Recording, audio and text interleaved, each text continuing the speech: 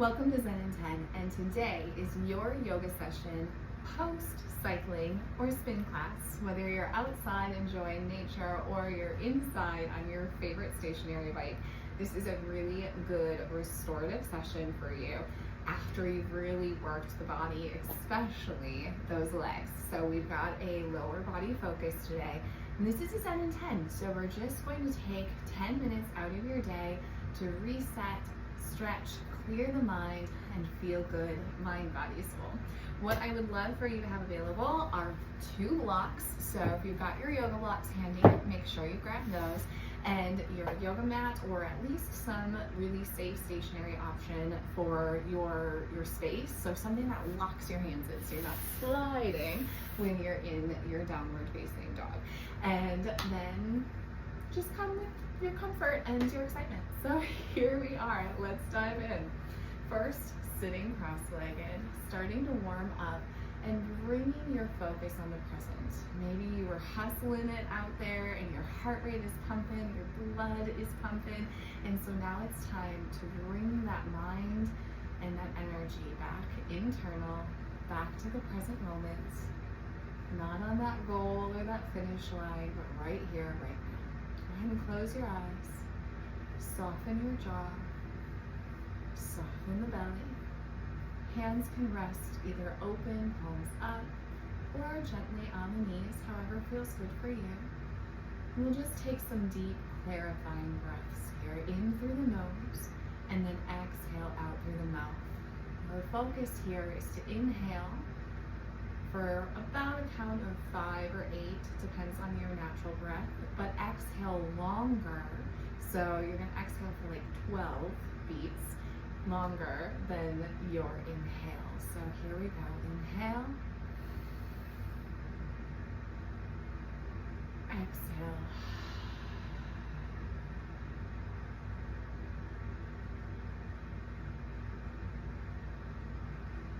I just counted. So my inhale was roughly about 8 beats. My exhale was about 18. So your exhale should be exponentially longer than your inhale. Make sure that you're focusing on breathing out slow and soft through the mouth. Let's do that 2 more rounds. Inhale together.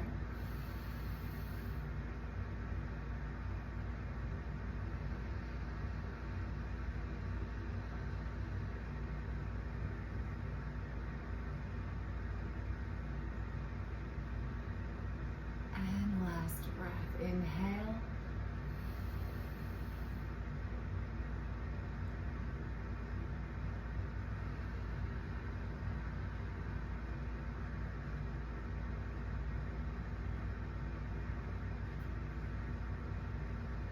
Noticing how your energy begins to shift from that fire building, that really creative flow energy, to that really restorative, peaceful, Zen in 10 energy. Now let's go through some stretches. I'm going to move my blocks aside here for a moment, and we're going to begin to loosen up the body. So let's take some hip circles.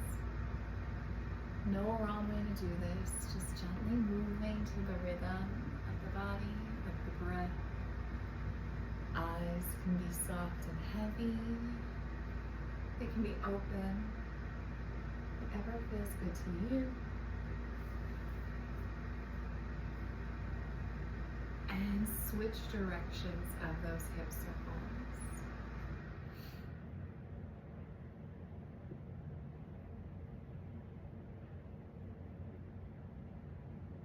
And when we're on our bikes, the biggest areas to focus on here are our calves, our quads, and our hamstrings. Those are some of the areas that are going to be worked out the most when you're on your bike.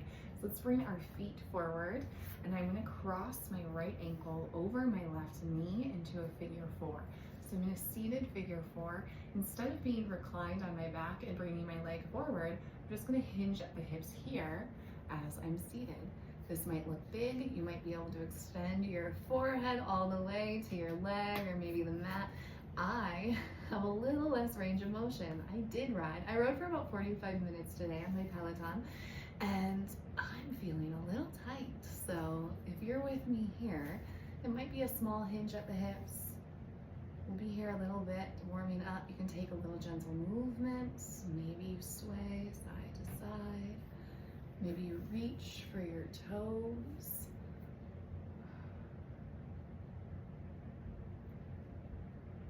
Hold on to the ankle even, whatever feels good to you. The object here is to give your body time. Hold space for yourself to soften into this posture. Continuing to breathe, soft and slow.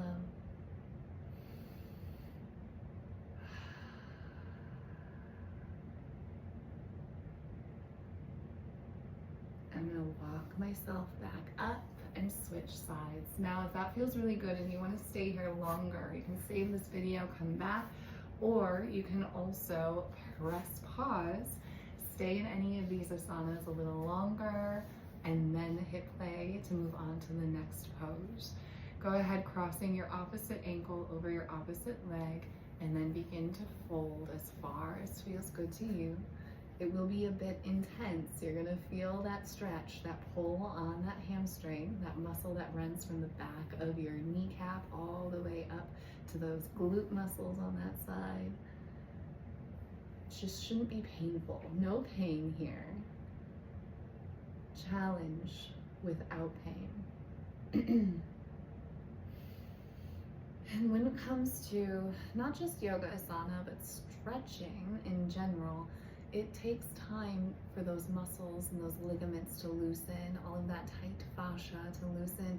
So you really want to make sure that you hold space here and you're not just running through these movements quickly. You want to give it several rounds of breath for you to be able to continue to deepen the pose. Inhale, full breath in, and exhale. Reaching again for those toes maybe. Can you reach?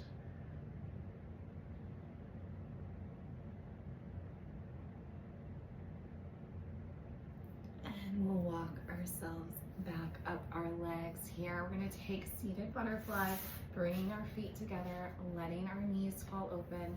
Blocks could be an option here if this feels really tight and your knees are way up here, or even if they're a little lower but you need some space, you can move your blocks and set them up. So let's say your knees were really high. I don't want you to feel like you have to hold them up. I want you to let gravity take over and release them into the earth. So you can set blocks underneath.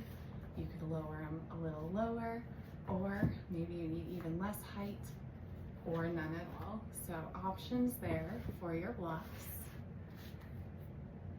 I've got a lot of flexibility in my inner hamstrings here and also in my hips, so this area can usually fall open without blocks, but depends on where you are. Sometimes if you're really flexible, if you have weights or like, not like hand weights, but sandbags or something that's still soft but weighted blankets, you can even put those here to help to push you down more. But if you don't, that's okay. Just let gravity do its thing. My weighted blankets are upstairs. I didn't even think about that till right now. Go ahead and try to hinge forward at the hips here, maybe folding over your butterfly. Maybe you come down onto your forearms. Maybe you make a little pillow for your head with your hands and rest with your forehead down.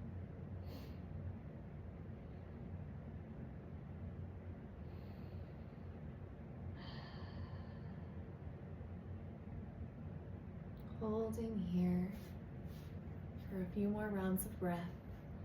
Again, feel free to hit pause. You can stay in this posture for 3, 5, 7 minutes if you want. It can feel really good to just let this relax and walk back up. And we're going to begin to come into downward facing dog. So we're going to come up onto our hands and knees here. Plant your hands, tuck your toes, send those hips up and back, and drop your head heavy and long. Let everything rest here. This is a great stretch for your back of your legs, also for those calves. So just stretching those out after your bike ride can feel so great. Pedaling out the feet here. aka walking your dog. Dropping one heel and lifting and then switching it up. Maybe you take a big bend in your knees, sink back in your seat, head goes long and heavy. And extending back into your down dog here. Let's drop onto our knees, taking puppy dog pose, coming onto our tiptoes, bringing our knees down, untucking our toes, keeping our hips stacked up, and arms extend forward. Forehead reaches down onto the mat. Breathe in here. This is a great stretch for that lower back. And rise back up tall. Tuck those toes, send those hips up and back into your downward dog. I'm gonna walk my feet up a little to meet my hands, walk my hands back to meet my toes, and forward fold. Hanging here in ragdoll, you can bring opposite hand to opposite elbow, and fold over. Now this is where, if you have blocks handy, it's going to be a really good stretch too. I'm going to bring my blocks in front of my feet, setting those up right directly in front of each foot. Hands come planted on my blocks, and I'm going to revolve open to the right, bringing my hand open up to the sky. You can see what happens here naturally is my left, so my right hand is the one that's up, my left knee bends a little more, my right leg straightens, and you feel this big, beautiful stretch throughout the right side of your body. And exhale and fold. We're going to do the same thing with the other side. Now watch how my legs shift again. Left hand sweeps up, and this time my left leg is lengthened long, my right knee has that natural bend.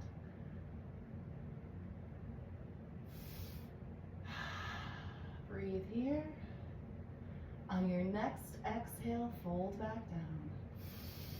And fold. Good.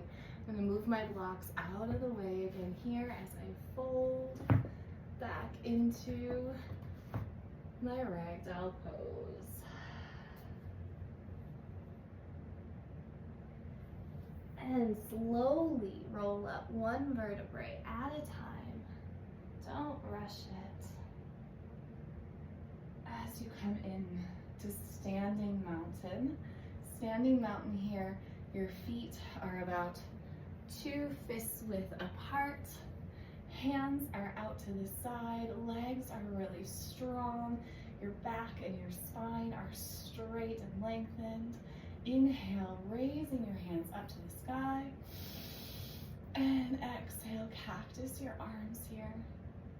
Big stretch throughout the back shoulders. When you're on your bike, right, we're kind of hunched around to those handlebars. It's really stretching broad in the back here. Stretch it out. And bring your hands behind your back, interlacing those fingertips. Drop the shoulders, gaze up to the sky. Inhale. Exhale. So I'm going to do that again one more time. Each one, inhale, lift. And exhale, cactus arms, big stretch in the back. And bind those hands behind your back. Drop those shoulders and inhale, lift the gaze to the sky. And exhale, back to neutral spine, back to high mountain. I'm going to turn to the side again so you can see me here. I'm going to exhale, hinging at the hips and folding forward. Hands come down onto the mat. Option here, if you need to take a big bend in your knees to plant your hands, please do. Lower your head. Inhale. Exhale. Inhale, half lift. Keys with half lift is to make sure your back stays straight. No rounding the back. Keep that spine nice and straight. Inhale here. And exhale, fold all the way down, touching the earth And then inhale, rise tall, sweeping those hands up to the sky. And prayer hands to heart center. I'm going to come into Malasana Yogi Squat. So I'm opening up my stance and I'm pivoting my toes out about 45 degrees so they're pointing outwards. Prayer hands to heart center and sink into Yogi Squats. Good. Bringing those elbows to the insides of the knees. Remember we did that butterfly pose earlier to open up your hips, open up those muscles on the inner of your thigh. We're going to do that again here, just pressing those open and hold here and breathe. One more big inhale and exhale. I'm going to bring my hands behind me and I'm going to lower down onto the mat here, bringing my feet out wide, letting my knees come and buckle in together, and holding like this for a moment just to reset everything. What works one direction must work the other, right? I've said this in past videos, so we want to make sure that if we're bending our spine in one direction, we bring it back the opposite way. Same thing with our legs, our arms. And I'm going to windshield wiper out my legs. So bringing the stance of my feet wide again, as you can see here, and then just letting my knees both drop to the left and to the right. Let's do that one more time, each side, left and right. And then I'm going to set up onto my back for a twist. So we're going to come down onto our mats. Maybe you grab your knees and roll. I like to take a few hip circles here. I've heard them called hip stirs, whatever you call these. Go ahead and roll onto your back in one direction. It massages out your lower spine and it feels so good after a bike ride. And then go ahead and reverse directions of those circles. Continuing to breathe and focusing on that rise and fall of your chest.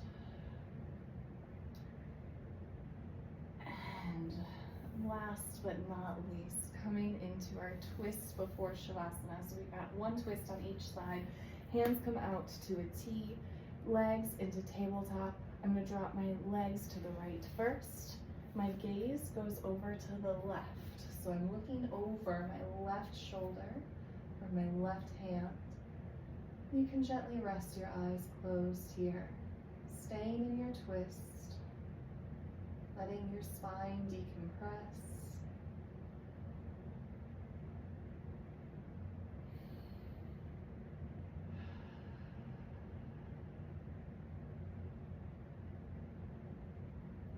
Again, option to hold this longer, press pause, or we'll begin to move to the opposite side. So bring those knees back up to the sky, arms still out wide here, and I'm dropping my knees now to the left, and my gaze over to the right, and rest everything. Notice if you're trying to hold or constrict any muscles in your body. Are you trying to hold your back up? Are you trying to hold your legs up? Let them go. Let them sink deeper into the earth. No control here. Let everything melt away.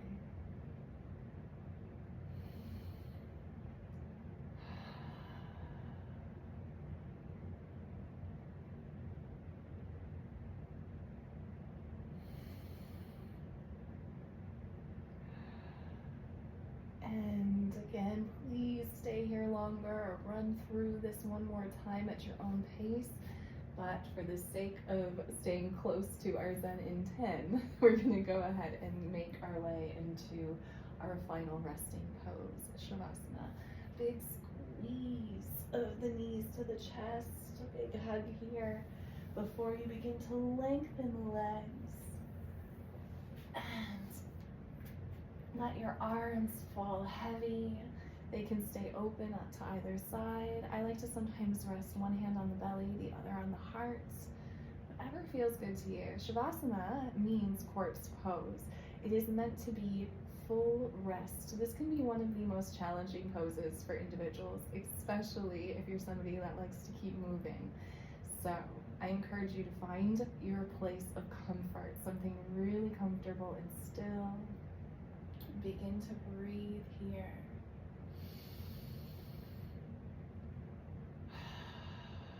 You can play some soft music and stay here longer, or settle into stillness and quiet and just notice and observe where your mind goes without judgment, without force, just letting each thought come and go.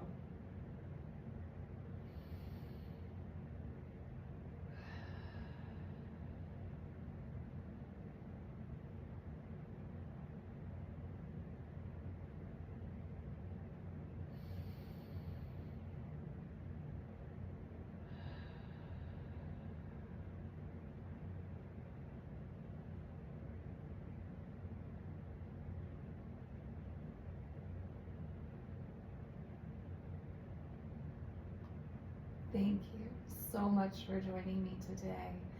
If you can, please stay here longer. If this concludes your Zen in 10 post-ride, then go ahead and join me as we begin to make our way into seated pose. First, I stack my feet back up, pull my knees towards my chest for another hug. This is where it can feel good to fall to the right or left side and hold space for a moment. Or sometimes I like to rock and roll the body up and down the spine, back up into seated, coming into our easy seats, arriving at the end exactly as we began, hands resting on our knees. Inhale softly here.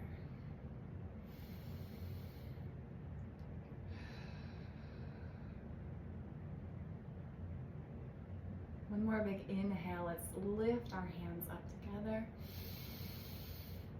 And exhale, prayer hands to heart center. The light in me sees and honors the light within each and every one of you. Thank you so much for joining me today. I cannot wait to see you next time. Namaste.